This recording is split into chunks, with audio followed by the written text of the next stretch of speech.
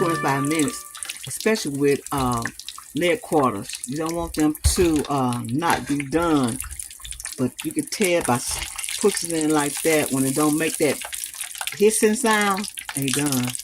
Don't they look beautiful? Oh, they look beautiful. They look beautiful. So we're going to place them over here, and look how beautiful those leg quarters look for the holidays, y'all.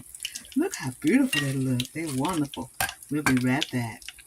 That's about fried chicken. It is delicious, crunchy, juicy inside, and it tastes so good with the extra spices. All you have to do is put your favorite spice on your chicken. Whatever you like, that's what you use on your chicken.